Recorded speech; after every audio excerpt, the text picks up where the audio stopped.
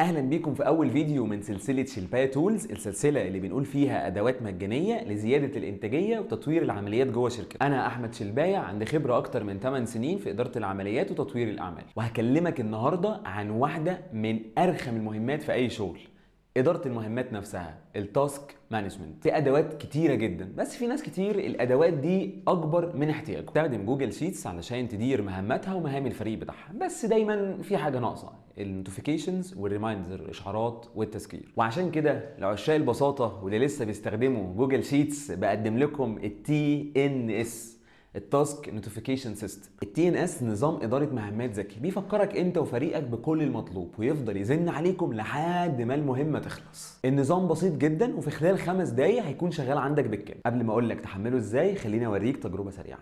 اول حاجه هنبدا ندخل على التاسكس. لما ندخل على شيت التاسكس هنبدا نشوف الهيدرز بتاعتنا عباره عن تاسك اي دي، ودي اللي بيظهر بشكل تلقائي جدا اول ما بتدخل تكتب تاسك تايتل.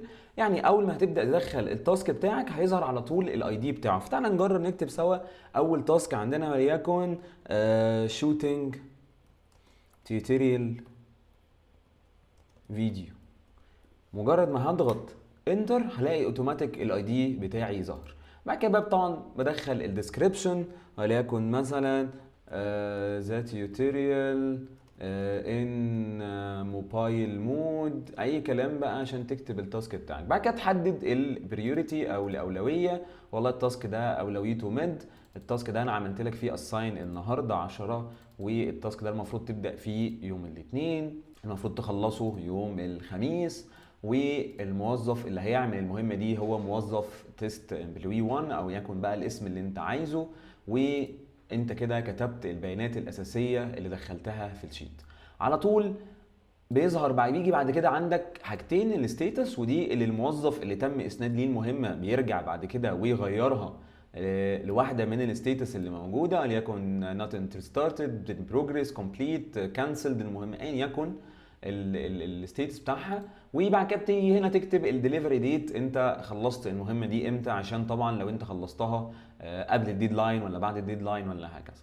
طيب اهم حاجتين وده اللي الشيت بيميزنا بيهم، هما سند اساين ايميل، وده اللي اول ما بنضغط عليها على طول بيروح ايميل للموظف اللي احنا عملنا له اساين، لكن هنا تيست امبلوي 1. وسند ريمايندر ده لو انا عايز ابعت ريمايندرز بشكل مانيوال.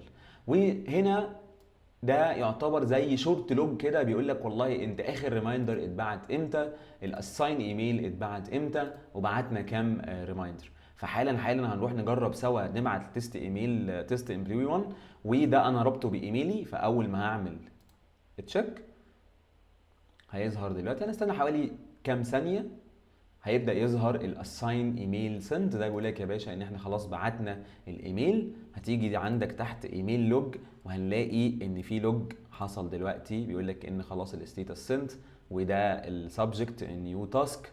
تمام، والتشيك بوكس انا بعت الايميل ده عن طريق التشيك بوكس، الايميل اللي اتبعت له وكل التفاصيل بتاعه الايميل بتاعنا. طيب هل ده السيستم كده؟ لا، احنا طبعا كمان بيكون عندنا هنا تيمز. التيمز ده عشان تقدر تضيف موظفين جداد، كل ما تقدر تدخل موظف تاني او موظف جديد وهكذا. فانا النهارده مثلا جالي موظف جديد اسمه احمد ابراهيم، اي كلام. هيا احمد ابراهيم ده شغال سيلز، عايز اضيف له تاسكات.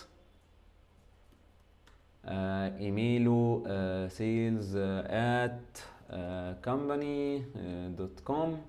وطبعا سي سي ده لو انا عايز دايما اي ايميل يروح للشخص ده يتبعت لشخصين، مثلا مديره ايا يكن، خلاص عايز اي ايميل يروح للشخص التاني فباجي اكتب هنا في السي سي ايميل وهكذا. طبعا ترو ده بقول ان الايميل ده اكتف علشان خلاص ده الموظف موجود معايا في الشركه وتقدر تستخدم الايميل بتاعه.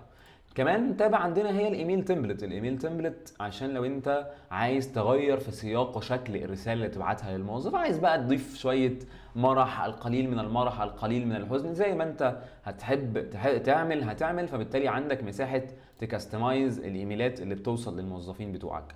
واخر تاب عندنا هي السيستم كونفيجريشن، ودي اللي بنكتب فيها الماكسيمم ريمايندرز، اقصى عدد ريمايندرز نقدر نبعته للموظف او السيستم يقدر يبعته.